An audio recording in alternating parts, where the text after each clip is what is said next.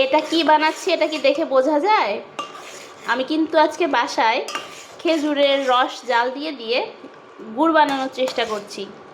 আমি যদিও আগে কখনো খেজুরের গুড় বানাইনি, কিন্তু আজকে আমি চেষ্টা করছি খেজুরের গুড় বানানো। তো রসটা প্রথমে একদম পুরো হাঁড়ি ছিল, এই এক হাঁড়ি রস ছিল। এই রসটাকে আমি জ্বালিয়ে জ্বালিয়ে এই পর্যন্ত নিয়ে আসছি।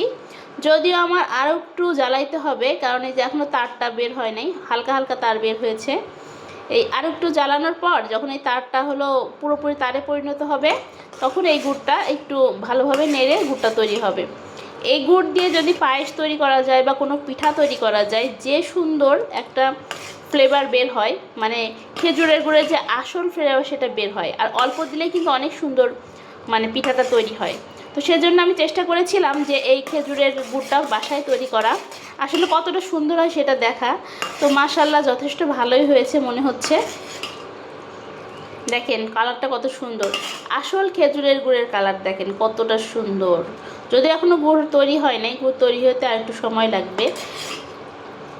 আমি পুরোপুরি গুড় তৈরি করতে পারি না, তো মানে বীজ টিজ কী বলে ওইগুলা তৈরি করতে হয়, আমি পারি না। জাস্ট আমি জাল দিয়ে একটা পর্যায়ে রেখে দিব, সেটা দিয়ে আমি বিভিন্ন জিনিস তৈরি করে খাবো।